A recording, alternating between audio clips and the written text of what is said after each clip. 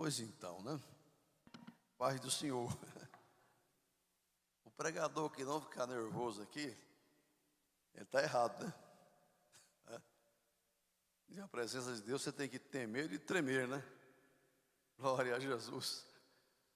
Muito obrigado, irmãos. Podem se sentar então por uns 40 minutos. Graças a Deus. Olha, irmãos, bem-vindos todos, né? Nossos visitantes e aqueles que regularmente frequentam esta casa de Deus. Eu nunca esqueço de dizer, e sempre reforço isso, é a Igreja Evangélica Assembleia de Deus, Campo de Campinas, que está aqui no setor Campinas, né? O bairro mais antigo de Goiânia, 210 anos. Ministério de Madureira. Então, você frequenta esta igreja, uma igreja histórica, tradicional, conservadora dos bons princípios bíblicos, dos bons costumes, né?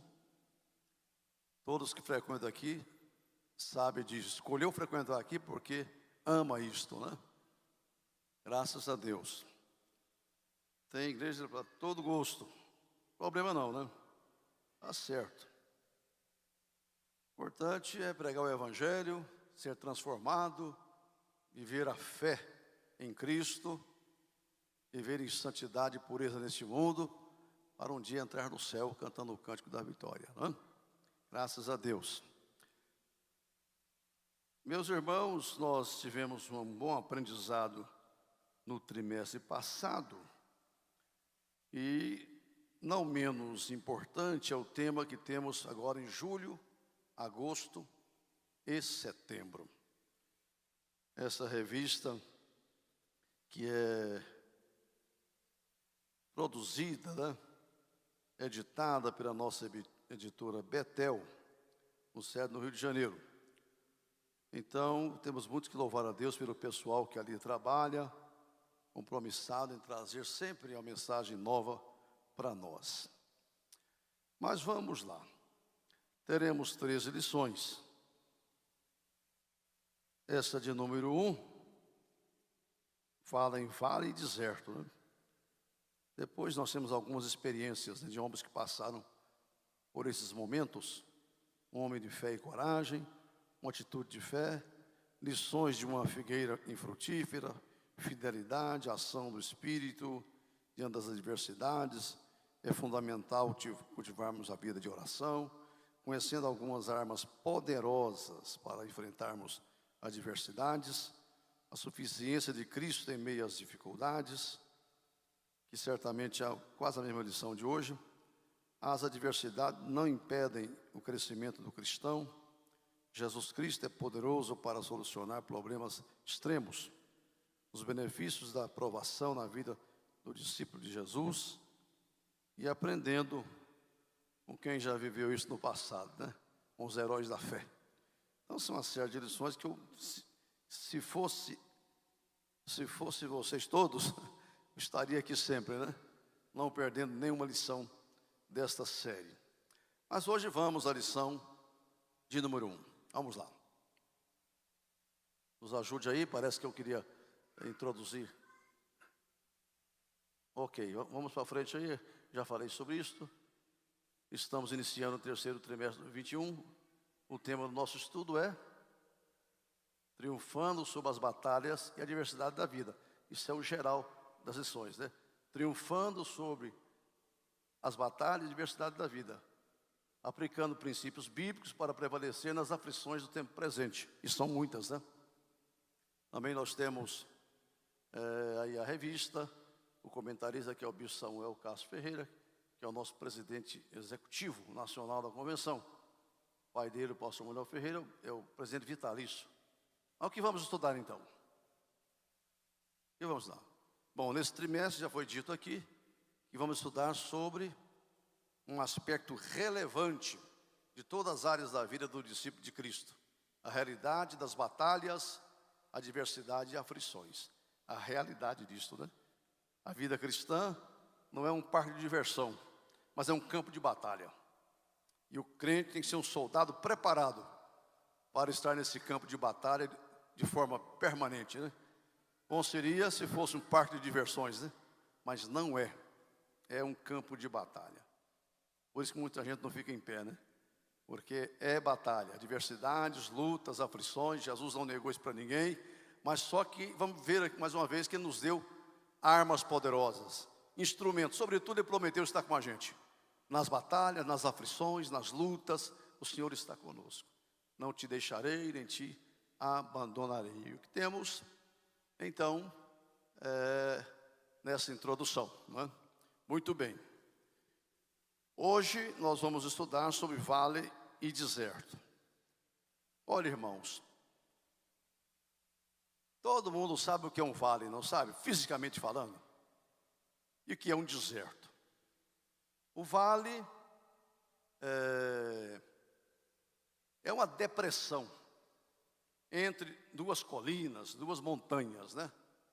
É uma planície bem baixa e ao lado dela tem que ter montanhas, né? Elevações, colinas, e a parte mais baixa então do terreno. Isso é um vale.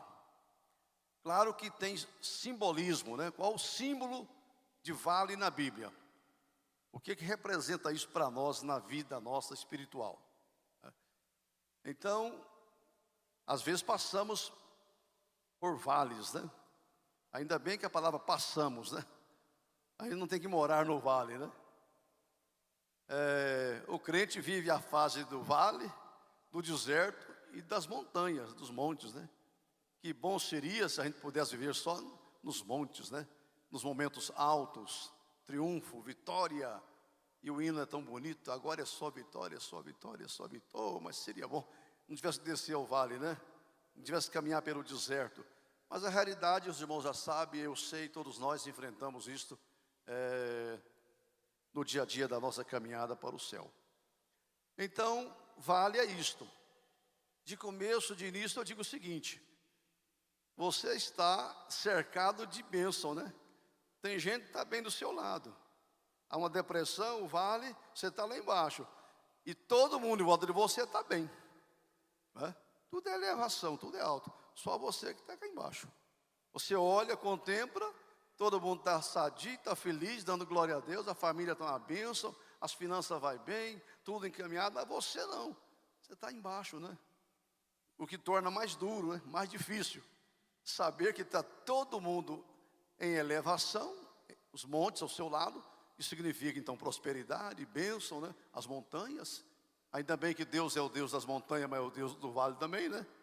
A Bíblia diz isso, né?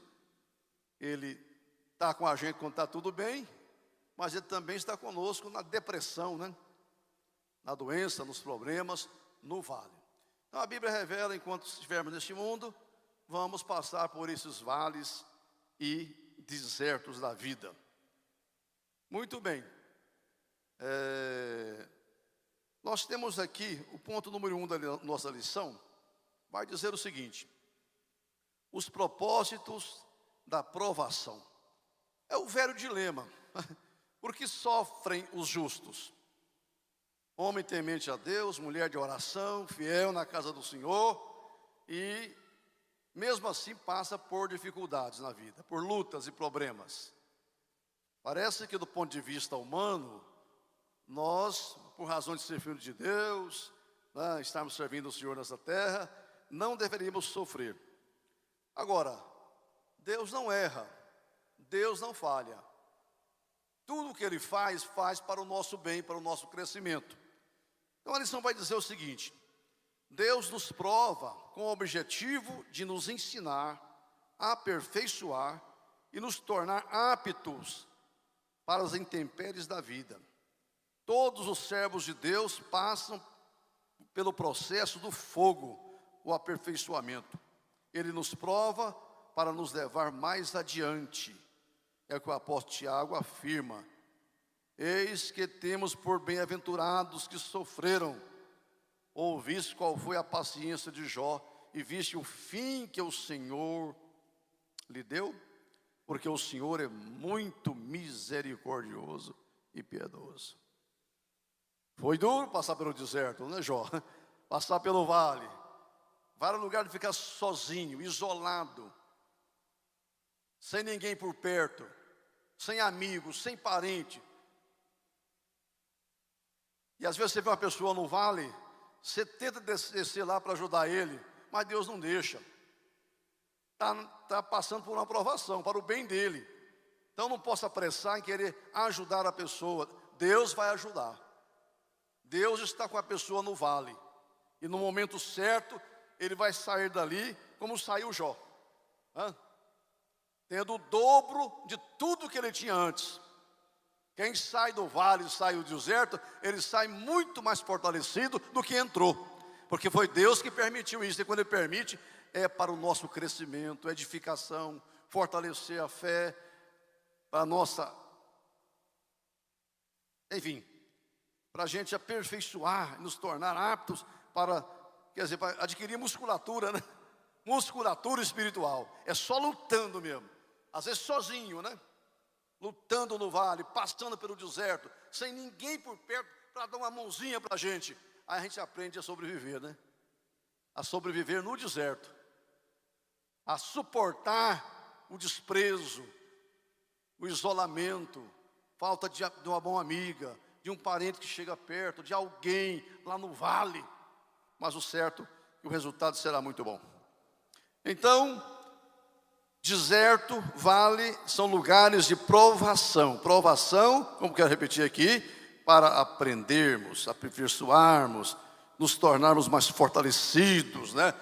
Feliz o homem que sofre a provação, que saindo dali, ele sai com uma experiência para ele e para ajudar a outros, né? Outros. Às vezes, até já falei isso aqui. Às vezes você vai consolar alguém, né? Que perdeu um ente querido. Vamos lá, perdeu a esposa, né?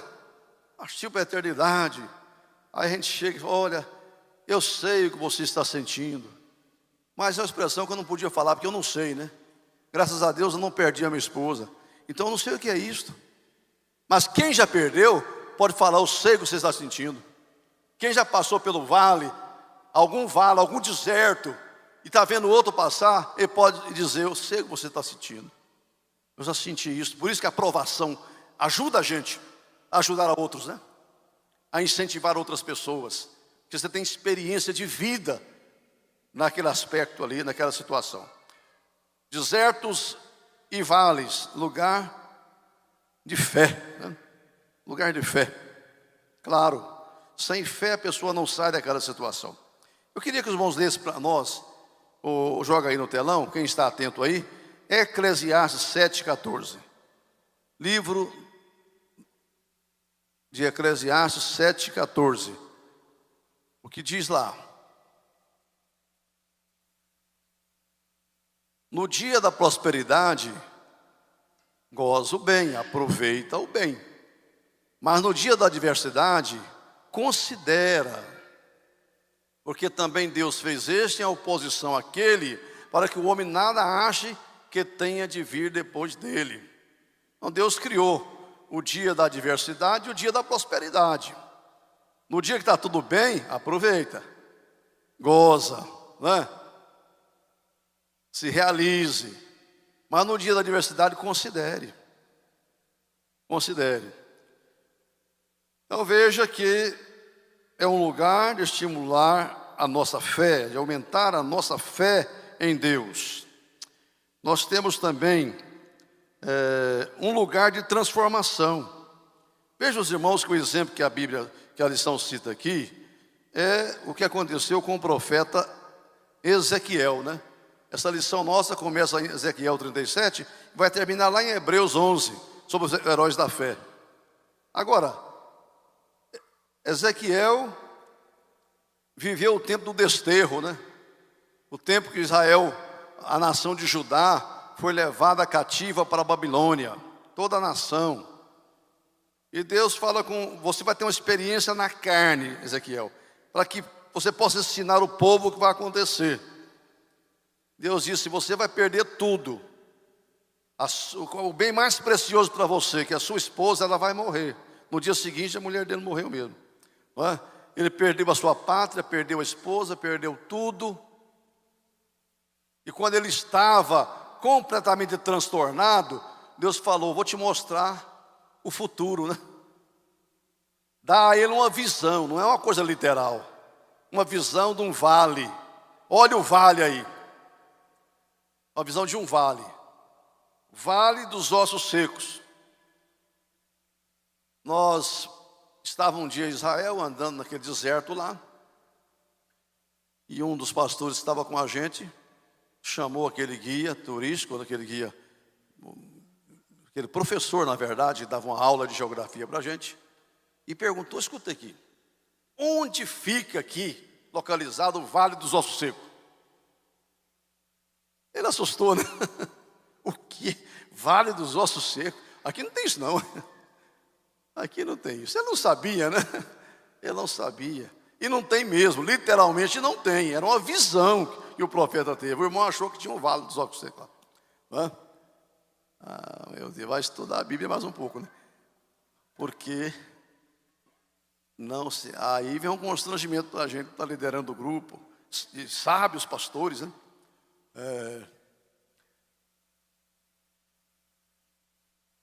Levou ele a um vale cheio de ossos e disse: olha, você perdeu tudo, Israel está perdendo tudo, cativeiro, a nação está arrasada, mas vou mostrar o que eu sou capaz de fazer para você. Deus perguntou para o profeta naquela visão, né? Filho do homem, poderão reviver esses ossos sequíssimos? Olha, irmão, se fosse um camarada desses aí precipitado, é claro, ou de jeito nenhum, né? O profeta falou: Senhor, eu não vou entrar nesse negócio não, tu sabes, tu sabes, eu não posso duvidar de mais nada, não é? Em visão. Aí vem a sequência, Deus mandando ele profetizar, e começa a acontecer um movimento no meio dos ossos, e depois vem carne, vem nervo, vem as veias, vem a pele, fica aquele exército deitado, mas sem vida. Poderão reviver? Tu sabes. Profetiza para que venha o Espírito sobre eles. Profetizou e em visão ficou em pé um grande exército. Deus falou: vou tirar vocês das vossas sepulturas. As nações que estão recebendo vocês são sepulturas, onde meu povo está enterrado, sepultado, sem esperança, sem vida, seco, sequíssimo. Parece que não vai reviver mais nunca a nação de Israel. Acabou. Mas eu quero mostrar para vocês é que tempos bons vão voltar. A nação vai ressuscitar. Vou chamar o meu povo de todas as nações do mundo e vão voltar vivos, redivivos para a terra de Israel. Deus é poderoso para fazer isso. E Ele fez mesmo, né? Passaram 70 anos, aquela nação renasce com toda a força, e volta uma leva, e volta duas, e volta três, e o povo volta para Israel. Ninguém punha fé nisso. Do mesmo jeito que aconteceu com Israel moderno, né? Desterrado, expulso da sua terra, no ano 70 da era cristã, levado para todas as nações. Aquela terra ficou deserta, mas Deus tinha promessa para aquele povo, né? Que eles voltariam para lá. Ninguém tinha fé. Acabou essa nação de Israel. Judeus, não existe mais não. Outros povos ocuparam lá de forma sequência, impérios, né? Nações ocuparam aquela terra de Israel. Mais de 2000 anos. Mas Deus trabalha as nações, governo, povos, situações. E daqui a pouco começa a levar aquele povo de volta, né? Tem até uma profecia que eles vêm voando, né? Voltarão voando. E vão olhar pelas janelas, não, é os aviões, né? Tinha avião naquela época não, né? Vão voltar voando para a sua terra. Hoje nasceu o moderno Estado de Israel.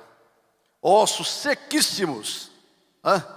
No vale, para baixo, deserto, sofrimento, isolamento, não tem amigo, não tem nação amiga, não tem parceiro, não tem nada, só perseguição.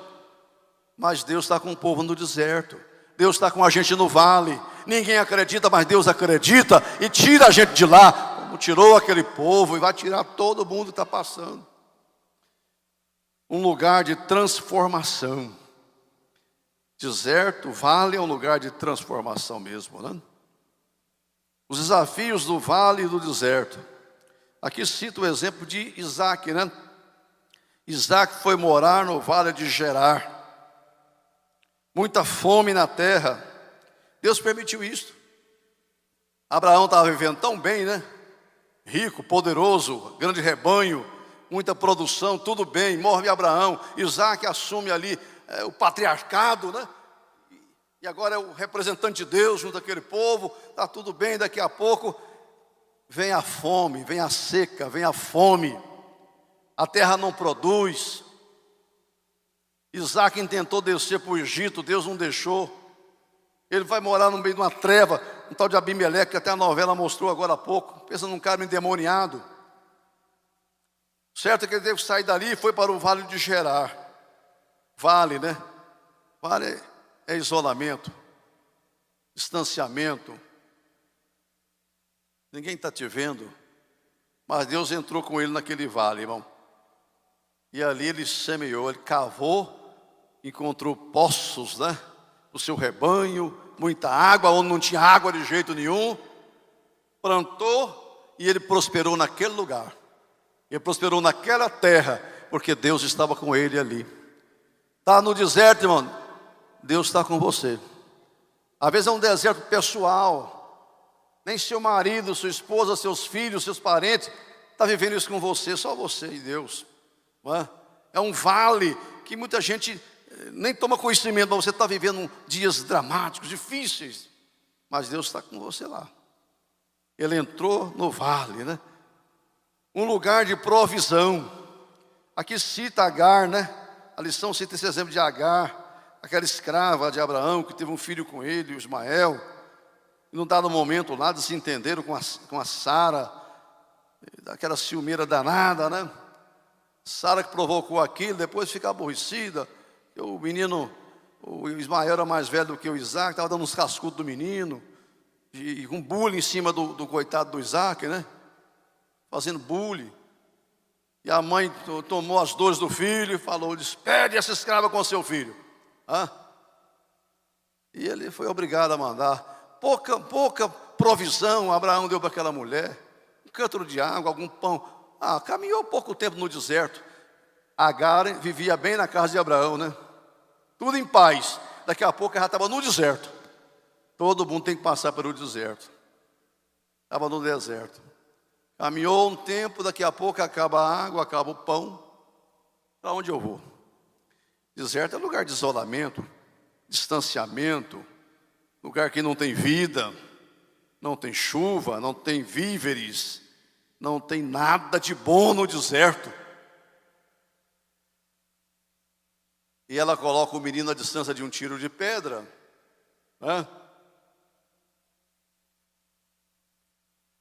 para que eu não veja morrer o menino. Não era mais um menino, menino uns 17 anos já, né?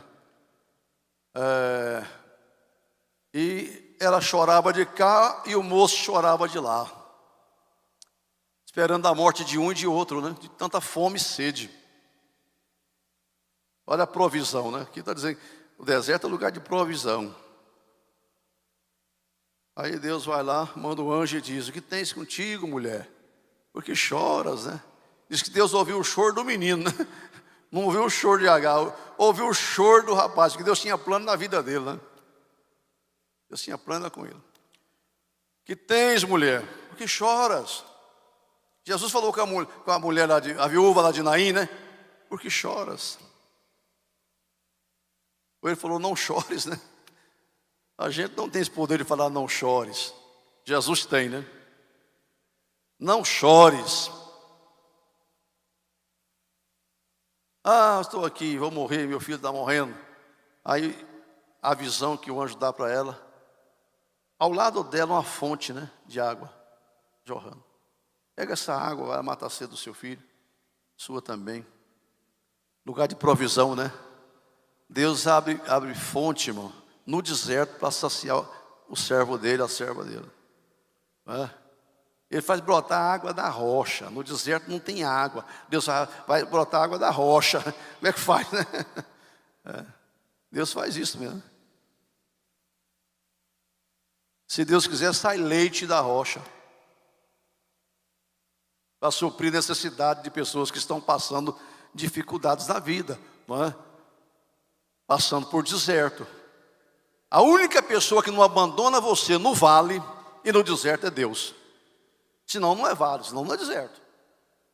Tem que estar sozinho, mas não está sozinho porque Deus está contigo.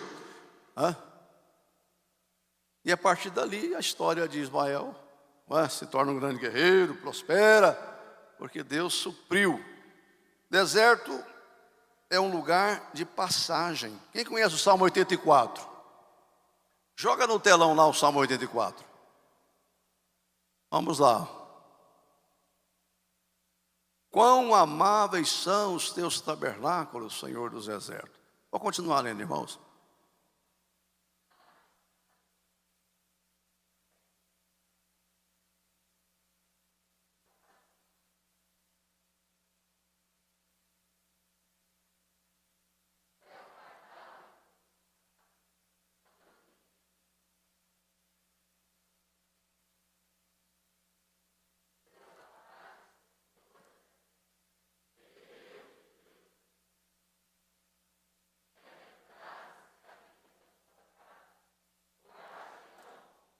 Olha os 5 aí.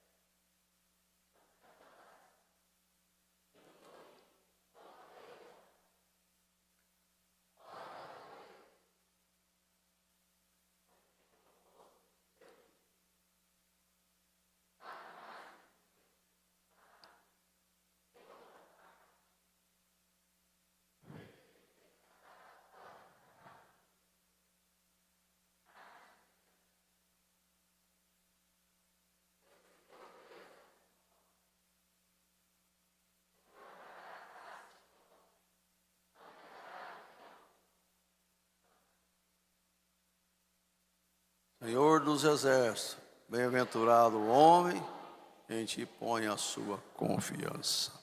Glória a Deus. Amém. Irmãos, por esse texto nós entendemos o seguinte: os vales existem e é preciso compreender que ninguém está isento de passar pelo vale. Quem está indo para a Nova Jerusalém, está indo para o céu, necessariamente em algum momento ele vai passar por vales, por dificuldades, né? Então vale não é lugar de morte, vale não é lugar de estagnação, vale é o lugar de passagem, né? Passando pelo vale de Baca, essa é a verdade, né? O povo de Deus saía das suas tribos na Judeia, Galileia, Alta Galileia, Samaria, aqueles que podiam ir, e toda aquela região, para prestar culto em Jerusalém, nas festividades. Passava por muitos caminhos, né? Mas necessariamente quem vinha lá do norte teria que passar pelo vale de Baca. Alguém podia perguntar, mas séculos depois, sobre esse salmo, lá em Jerusalém, Israel, né? Por que tem esse nome Vale de Baca? Você sabe que a palavra Baca significa ao mesmo tempo choro e bálsamo. Tem duas interpretações, choro e bálsamo. O vale é isso mesmo, né? É choro e bálsamo. Você está sofrendo, mas também é consolado no vale. Faz dele uma fonte. Vai passar. Ninguém vai ficar morando no Vale de Baca. É um local difícil, né? Árido. Mas tem que passar por lá, porque senão não vão dar uma volta de léguas, né? Quilômetros a pé. Vão passar por aqui. Não é? Lá não tem provisão, lá não vai ter água para nós, não é? mas vai vencer, vamos passar, vamos chegar em Jerusalém. Aqui diz o versículo, vão indo de força em força, né? Uma força maior do que a outra. Estou cansado, renova a força, vai renovando, até passar o Vale de Baca. É uma extensão muito grande, lugar árido, difícil de atravessar. Bom, presta atenção nisto. Isso é explicação para nós hoje. Vale de Baca significa choro e bálsamo. Pode saber, irmão, Deus vai te consolar. Deus vai te confortar nesse vale que você está atravessando. Pastor, tem 1 ano, tem 2, tem 10, tem 1, já caminhei demais, mas olha, você está passando. Está passando. Cada um deles aparece perante Deus em Sião. Agora, olha para trás o que você passou, o preço que você pagou, a dificuldade que você viveu, para honrar a fé, para ficar firme com Deus, foi grande, mas você venceu. Você triunfou. Passou por vales e deserto, mas você se apresentou perante Deus em Sião. Imagina a igreja hoje, irmão. Nós estamos cercados, nós estamos passando por vales. E às vezes tem época que o vale é pior, né? Para a igreja. O deserto é maior, é mais comprido. Nós estamos caminhando para Nova Jerusalém. Agora continue caminhando. Não pare no vale. Não fique estagnado lá. Você não vai morrer nesse vale. Você vai atravessar. Você vai achar paz no vale, porque faz dele uma fonte de experiência com Deus, conhecimento do Senhor, comunhão com Jesus. Irmão, presta atenção. Essa pandemia para todo mundo é difícil, mas para a igreja está pior. Porque nós temos uma vida de comunhão, comunitária, dependemos dos irmãos para tudo, para tudo, para tudo. É uma comunidade de santos que está a caminho do céu. Agora, nesse vale, nós nunca oramos como agora. Nunca jejuamos como esse tempo. Nunca lemos a Bíblia como estamos lendo agora. Faz dele uma fonte. Faz da pandemia uma fonte. Tem pesquisa dizendo que nessa pandemia venderam muito mais Bíblias. Bíblia, muito mais. Faz dele uma fonte. Vamos aparecer perante Deus em Sião ou não vamos? Vamos. Aleluia, vamos chegar lá. Então uma vida cheia de fé, é um lugar de passagem. Uma vida cheia de fé, diz aqui Russell Shedd, faz com que os próprios tempos áridos e escabrosos de nossa vida possam ser momentos de refrigério e de ascensão. A necessidade do cristão é simplesmente receber a força sobrenatural de Deus em todas as circunstâncias. O que nós temos aqui, irmãos? A vitória no vale e deserto. Os vales e desertos da vida são a oportunidade que temos de buscar e adorar a Deus, de se autoconhecer e de sermos forjados para as batalhas maiores. Aqui cito um exemplo muito interessante. O rei Josafá, rei de Judá. Um rei bom, um rei próspero. Havia uma notícia, olha, se prepare, porque os amonitas, os midianitas, os amalequitas, formaram um poderoso exército e está marchando contra Israel. E olha, já estão ali em Engedi, bem na beira do Mar Morto. Aqui fala Azazon, Geber, uma coisa assim. Engedi. Está bem perto, né? Bem próximo de Jericó. Já atravessou o Mar Morto, o Rio Jordão. Está descendo gente lá nas montanhas de Seir. É um numeroso exército que vem contra Israel. Na mesma hora que Israel estava vivendo em paz, olha o deserto chegando, olha o vale chegando. O rei fez o que todo homem de Deus faz. Se colocou de joelho diante do povo, convocou a nação para orar. E o povo reuniu e foi orar. E ele chamou a atenção, uma retrospectiva do que Deus tinha feito no passado. Deus de Abraão, Deus de Isaac, Deus de Jacó. E foi contando para Deus aquela história toda que Deus tinha feito por Israel até então, né? Olha, esses povos que estão vindo contra nós, esses amalequitas e amonitas, o Senhor proibiu da gente destruir eles quando entrou em Israel, quando Josué. Poupa esse povo. E agora se tornaram inimigos nossos. estão vindo. Levanta um profeta no final da oração. Crede em Deus e não duvide dos profetas de Deus. Confiar em Deus e confie nos profetas do Senhor. E estejais seguros. Eu vou dar uma grande vitória nesta batalha, vocês não terão que pelejar. Quem vai pelejar sou eu. Aleluia.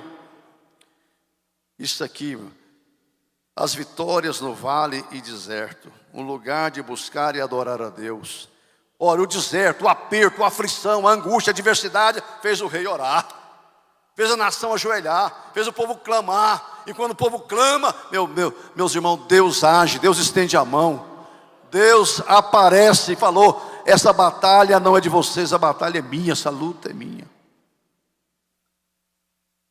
E ele reuniu a nação e consultou seus auxiliares e disseram: olha, Deus já falou que vai dar a vitória, então vamos começar a louvar a Deus de antemão, né?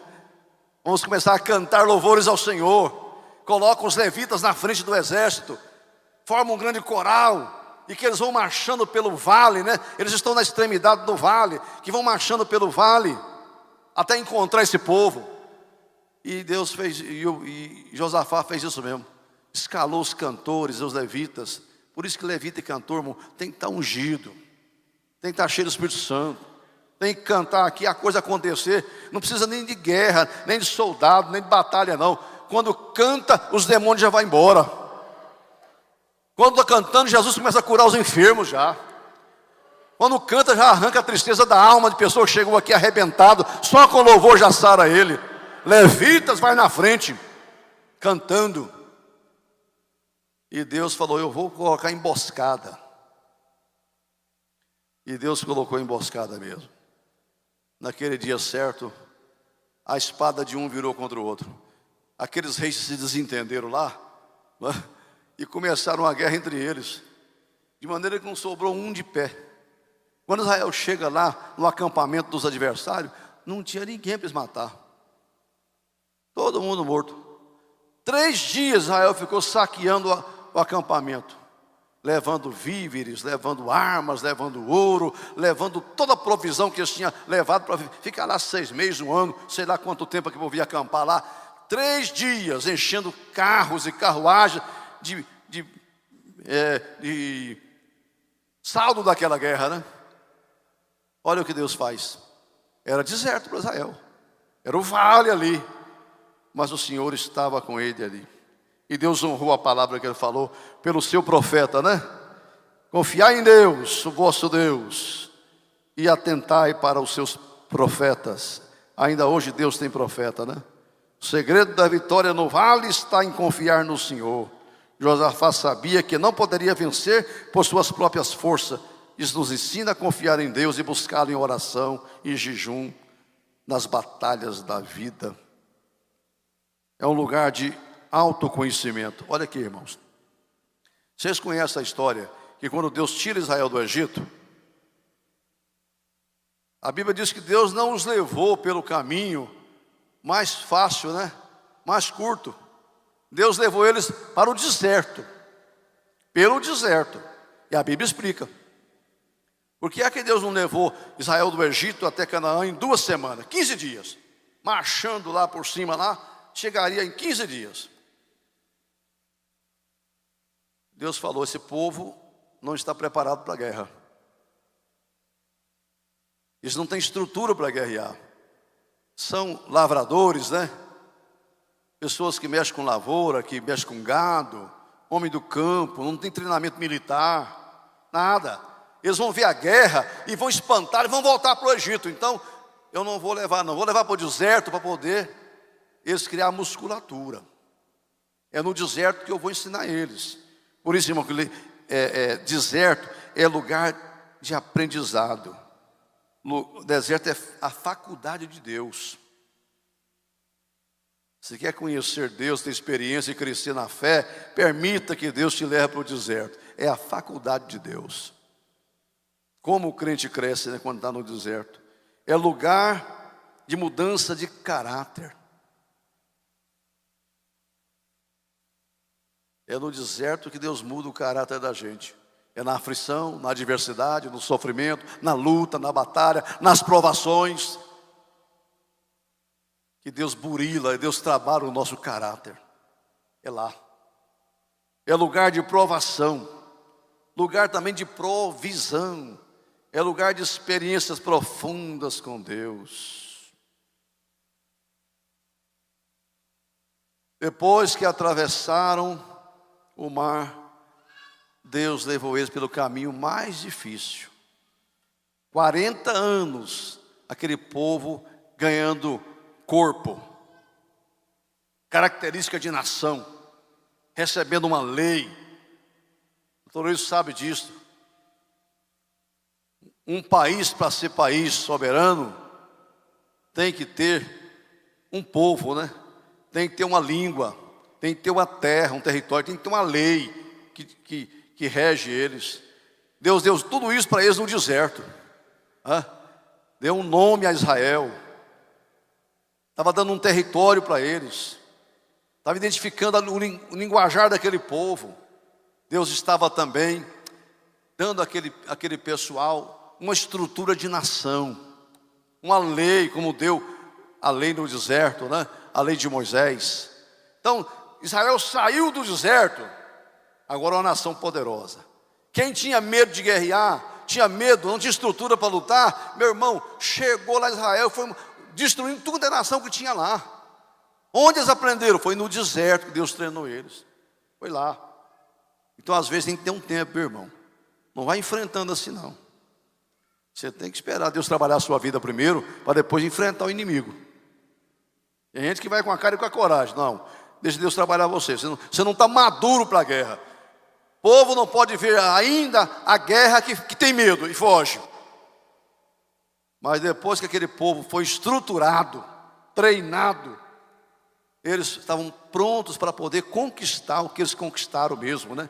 Todas aquelas nações, aqueles povos mais antigos, mais poderosos, mais bem armados, mas eles não tinham medo. Agora é diferente, porque conhecia Deus também, né?